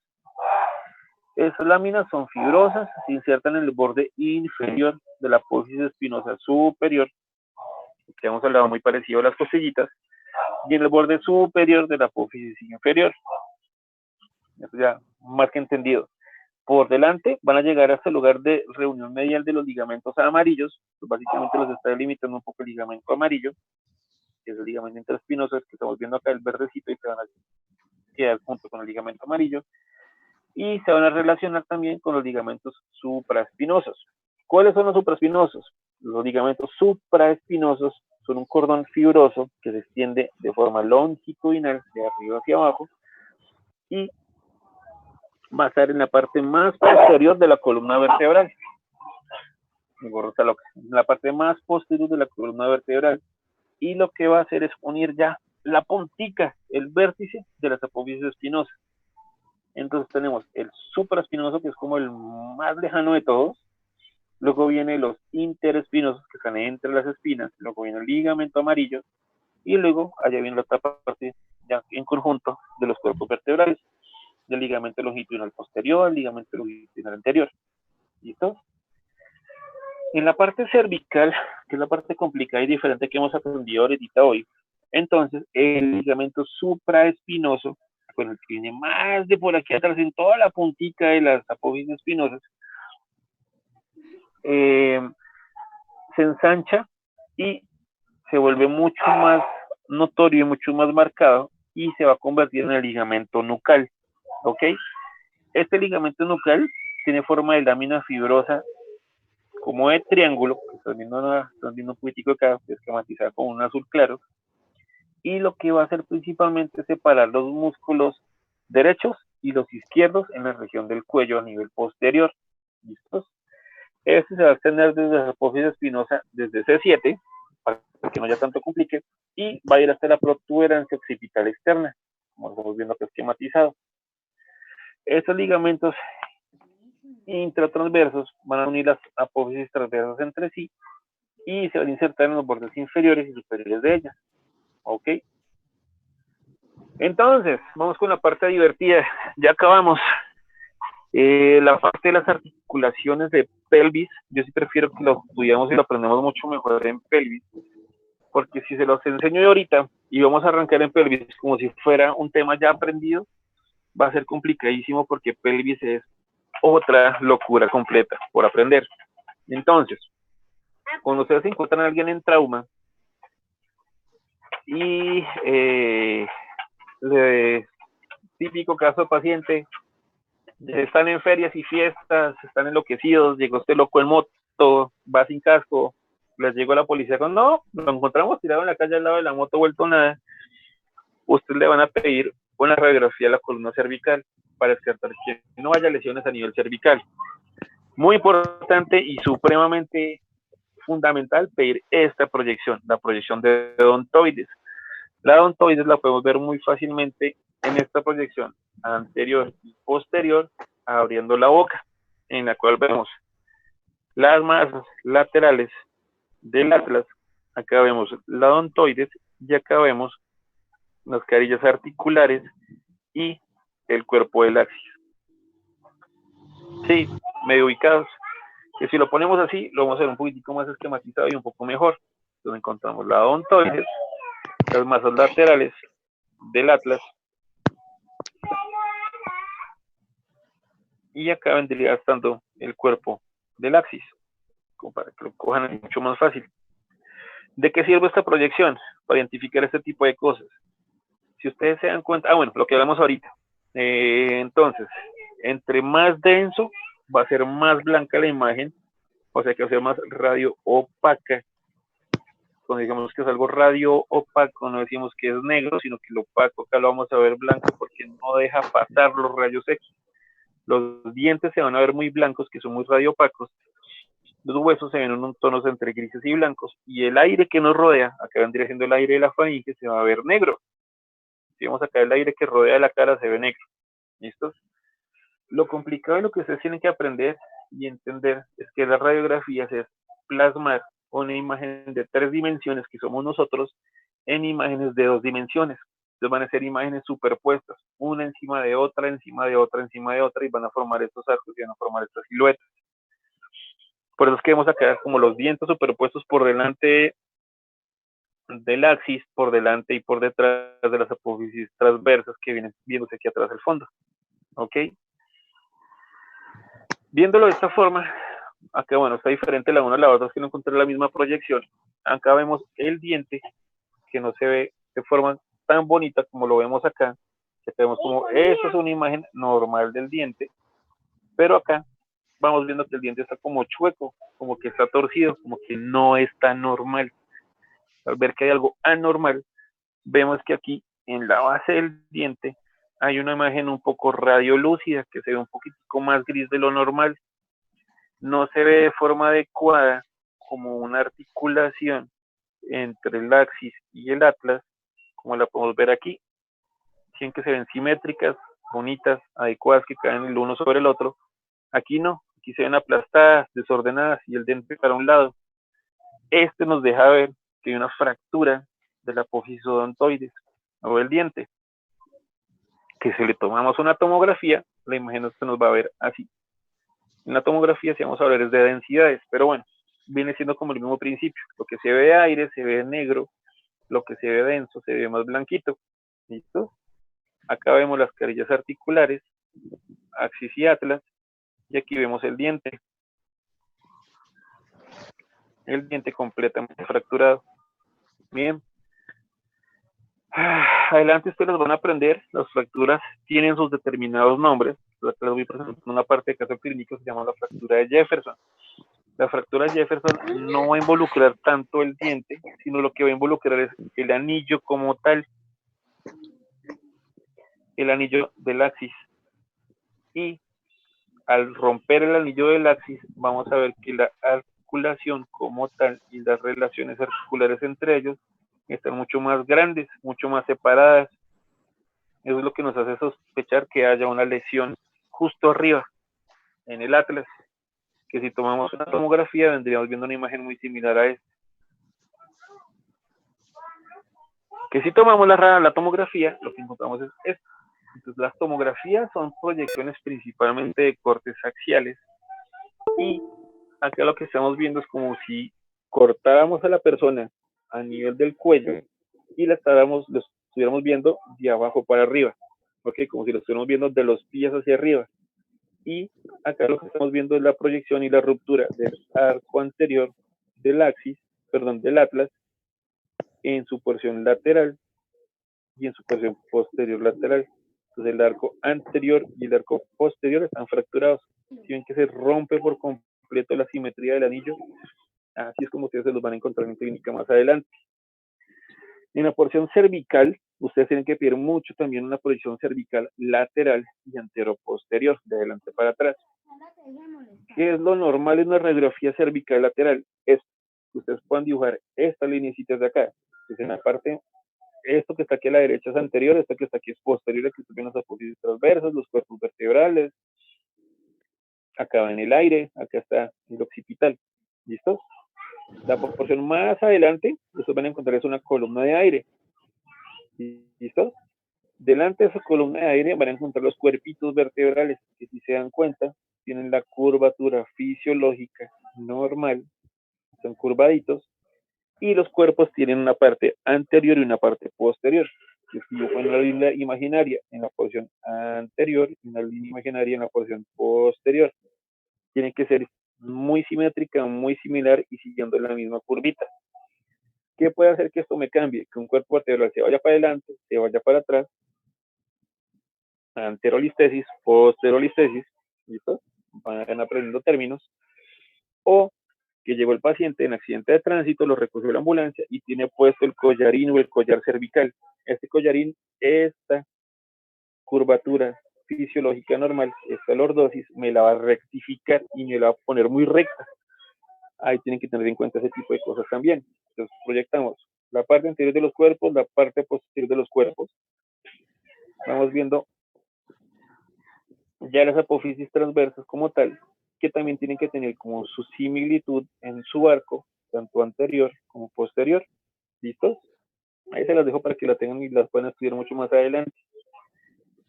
Entonces, si encontramos esto, acá podemos ver que no está la curvatura fisiológica, muy seguramente debe tener un collar cervical, es lo que hace que me la rectifique de esta forma.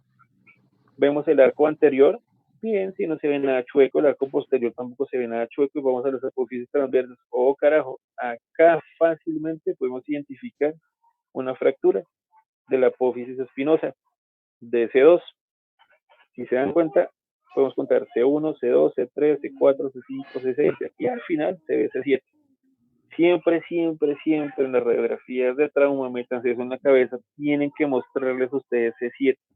C7 al ser mucho más prominente y al ser mucho más grande, tiene mucha más lesión, mucha más forma de lesionarse, y se pueden pasar por alto. Como, no, la cervical está normal. No, siempre C7 y realmente llegar hasta T1, pero siempre, siempre, siempre pidan hasta C7.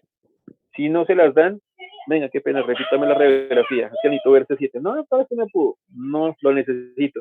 Igual muy bueno, la parte ideal de ustedes van a trabajar mucho con tomografía, que está mucho más amplia a nivel nacional, pero cuando vayan a hacer su rural y se vayan a mierdado, que quede a 4 horas, 5 horas de ambulancia de donde vayan a estar y solo tengan un equipo de rayos X, siempre tienen que tener C7. Volvemos a lo mismo. Entonces, pintemos el arquito anterior. Carajo, acá se ve ya que está mucho más chueco. Proyección de este cuerpo vertebral está visto hacia adelante y acá hay como una superposición que está como medio chueco tota. Si voy a proyectar los arcos de las apófisis espinosas, también veo que el arco no me da, este está por allá metido, este está por acá salido, este espacio está por acá también muy salido. ¿Qué carajo pasó acá? Le tomo una tomografía y la tomografía va a mostrar esto. Una proyección hacia adelante del cuerpo vertebral, estas proyecciones están posteriores y la proyección que está entre las apófisis espinosas está mucho más aumentada. Acá hay un riesgo enorme de que se lesione la médula espinal. ¿A qué nivel? C2, o sea, cuadriplegia completa si las manejamos mal. En la proyección anteroposterior de las radiografías de la columna cervical, lo que nos vamos a encontrar es esto. Acuérdense que es una superposición de una imagen encima de otra, encima de otra, encima de otra, encima de otra. Entonces, acá lo que estamos viendo son los procesos articulares. Acuérdense que tenemos las apófisis articulares superiores e inferiores, las vemos aquí a los laditos. Estas vendrían siendo las apófisis espinosas. Los cuerpos estarían por allá atrás metiditos, pero bueno, vendrían siendo los cuerpos vertebrales. Y eso es lo que vamos a ver y a imaginar en las radiografías, que es lo que yo les cuento. C1, C2, C3, C4, C5, C6, C7, ya que ya empezaría T1. ¿Listos? En las imágenes de radiografía torácicas, en la torácica lateral, hacemos exactamente lo mismo. Proyectamos la parte anterior de los cuerpos vertebrales, la parte posterior de los cuerpos vertebrales, y aquí como las apófisis espinosas no van a ser tan notorias ni tan notables, no los vamos a identificar tan fácilmente. Pero sí vamos a poder ver las apófisis articulares entre ellas y sobre todo entre los arcos costales. ¿Listos? Como estas articulaciones, estas vértebras son más de apoyo, más de sostén, es muy importante que ustedes tengan en cuenta el tamaño que hay entre un cuerpo vertebral y el que le sigue. Es muy similar. Si ustedes quieren ser muy exactos, no puede ser que haya una diferencia de más del 10% entre una vértebra y la que le sigue.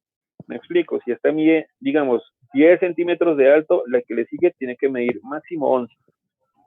Si mide menos de 10 o más de 11, hay alguna de las dos que tiene algún daño y está complicada. Ok, volvemos. Esas es imágenes reales y son frecuentes que uno se puede encontrar. ¿Se acuerdan? Cifosis, lordosis, y esta que se chueca hacia los lados es una escoliosis. Así es como ustedes van a ver las escoliosis, como carajo, ¿es en serio? Sí, ahí es en serio y así se ven. Unas tienen un manejo quirúrgico, otras tienen un manejo ortopédico, pero ahí están y las pueden describir. Pues acá las podemos describir. Las radiografías, cuando las toman, lo que vemos en este lado es el lado derecho, lo que vemos en este lado es el lado izquierdo, porque es como si estuviéramos viendo al paciente de frente. ¿Listo? Entonces podemos decir que tiene una escoliosis de convexidad derecha o de concavidad izquierda. Y como tendríamos este eje, teóricamente acá podríamos sacar entre este y este eje un ángulo y podemos decir qué ángulo tiene.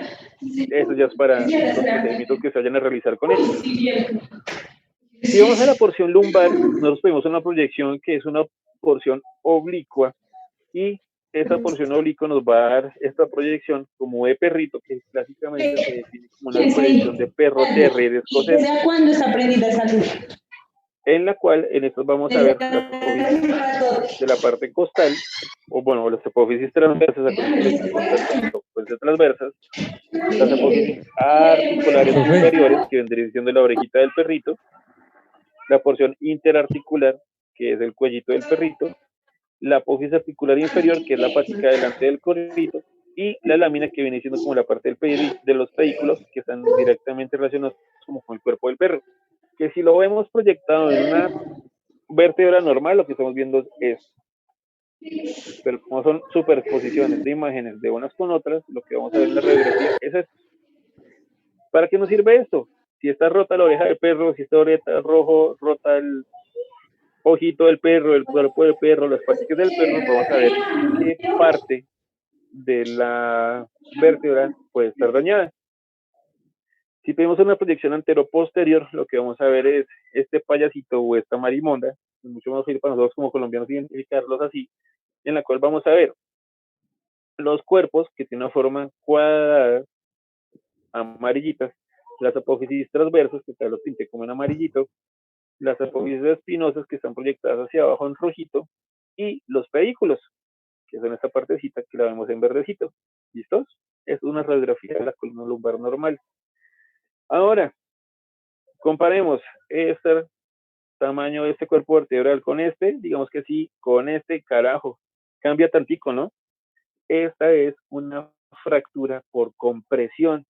¿Cómo se puede dar? No sé, alguien estaba haciendo un trabajo en un segundo, un tercer piso en el andamio, se cayó del andamio y ¡pah! Para el piso. Cayó parado, pero como la compresión es completamente axial, va a haber una de las vértebras que se van a aplastar.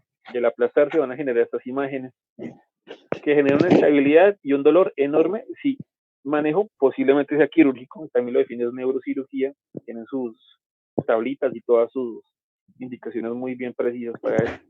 Pero entonces si ustedes se dan cuenta, si aprenden lo normal y ven algo anormal, dicen, carajo, acá no hay algo que debería estar y es muy fácil identificarlo.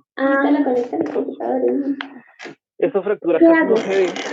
Esta fractura es la fractura de Chance, que es una fractura ya directamente como por la porción medial del cuerpo vertebral y de la parte posterior de las apófisis transversas.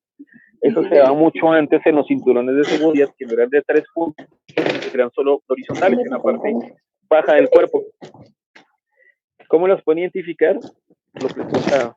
Hagan los arquitos no están, esta vértebra tiene una proyección muy posterior, tiene una posterolistesis o una retrolistesis, y el cuerpo vertebral está deforme, que si la vemos en una proyección antero-posterior, vemos cómo están completamente corridos los perritos, como en las apófisis transversas aquí, en este lado hay una fractura y en este lado también hay otra fractura de las apófisis transversas. Bueno, aquí también otra fractura de la apófisis transversa. Profe, un momento, es que no se le entiende nada porque hay alguien hablando. Listo, espérame, silencio micrófonos. Churro.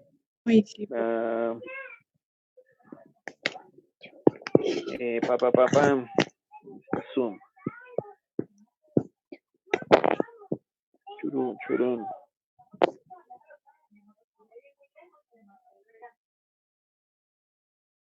Entonces, chagarán. Sí, te acá este coso. Volvemos. Entonces, acá lo que vemos es esa diferencia enorme del cuerpo articular, en el cual está abierto por la mitad, las apófisis transversas espinosas posteriores están abiertas, y acá lo que hablamos, en las transversas se ve aquí una fractura, carajo, en este ladito se ve fracturado, en este ladito se ve fracturado, si ven que tiene como la raya negra aquí en la mitad, la raya negrita aquí en la mitad, no es completamente continua, eso me dice que hay una fractura ahí. Estas fracturas, que son las fracturas de Chance, son dadas porque principalmente eran los cinturones de seguridad que están en la parte inferior, que se amarran en el abdomen, como los cinturones de seguridad de los aviones. Las personas tenían esa cinética de fuerza grandotota que los empujaba hacia adelante, y toda la energía se iba a disipar hacia la parte posterior, de las vértebras. Como viene siendo una relación de fuerzas de adelante hacia atrás, y la fuerza es tan grande y tan severa que me va a romper la columna, cuando ustedes vean esto y se imaginen esto en un accidente de tránsito, uno, el impacto fue severísimo, y dos, piensen que la fuerza, como viene de adelante para atrás y me llegó a romper hasta atrás, todo lo que viene adelante pudo haber sufrido. Entonces, tengan en cuenta de que puede haber un daño de víscera hueca, de intestinos, de vejiga, de uréteres, de vasos sanguíneos. Y esto lo vamos a identificar más adelante en las radiografías cuando estudiamos abdomen, cuando estudiamos tórax, cuando haya un neumoperitoneo, o sea, que haya aire dentro del estómago, bueno, dentro de la cavidad abdominal, o que haya sangre, lo vamos a poder identificar de forma mucho más fácil, de forma mucho más sencilla, conociendo estos principios básicos de las radiografías. Entonces, si a una fractura de estas le pedimos una tomografía, lo que vamos a encontrar en el corte sagital es esto, y se va a ver una diferencia enorme, que si seguimos las proyecciones de los cuerpos vertebrales, vamos a ver es esto, como hay una irrupción enorme en un punto determinado, y se lesiona por completo. Ahí puede haber incluso una sección de médula espinal. Finalmente, terminando con el coxis, que es este que vemos acá, son las fracturas como más frecuentes, más dolorosas, que pueden presentarse sin complicaciones y conservan los mismos principios. Sigan los arquitos que normalmente deberían dar, acá pues, teóricamente los cuerpos vertebrales que no existen porque están fusionados, pero vemos una irrupción, vemos una fractura y una luxación. Cuando hay una luxación y una fractura, hablamos de una luxofractura del coxis. ¿Cuidarse? Sí, porque la forma de mejorarla y arreglarla es acomodándola de donde viene acá, de adelante para atrás. Como queda tan cerca a la colita, la forma de hacerlo es por medio de un tacto anal, se inserta el dedo y se acomodan los huesitos hacia atrás. Ojalá no les toque un ortopedista que sea bien vaca o bien feo, bien animal, y no lo haga sin anestesia. Entonces cuiden su coxis. Nadie quiere que se lo arreglen de esa forma. Y listos. Eso es todo, doctores. Ahí vemos muchas aplicaciones clínicas, como viene la parte del estudio de las radiografías de la columna vertebral, que si entendemos los ligamentos, que si entendemos la parte de disposición de los huesos, que si entendemos las estructuras anatómicas de la vértebra, del cuerpo, de las 7 apófisis, de los pedículos, de las articulaciones entre ellas y los ligamentos, vamos a poder identificar mucho mejor y mucho más fácil las lesiones y el reto clínico que nos implica tener que tener al paciente enfrente.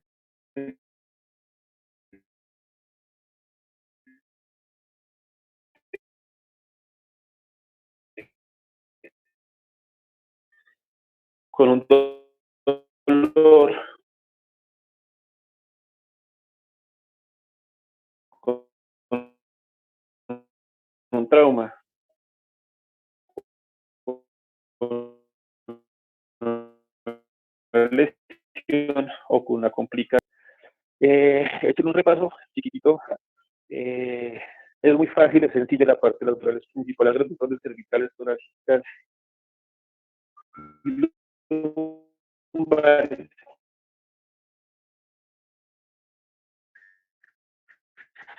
Para que ya se sienten sí con mucha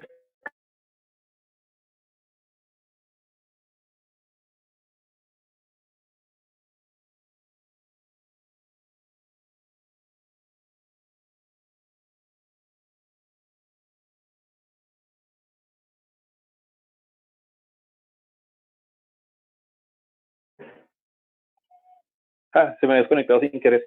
Entonces, pues nada, doctores, ya vamos empezando a ver lo que les contaba y las aplicaciones clínicas y todo lo que tenemos que hacer con la parte anatómica. Espero poderles enviar lo más pronto posible lo que tengo de parte de casos que les estoy armando, de aplicaciones, de lo que hemos aprendido, como banquitos de preguntas, lo que se le ha dicho todo ese tiempo a ustedes, no se preocupen, no se maten por los parciales conmigo.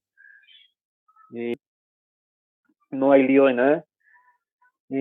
Lo que me interesa mucho sí es que aprendan la parte más fundamental, lo principal, para cuando me toque a mí estar frente a ustedes y sea su paciente, no me vaya mal y me vaya muy bien.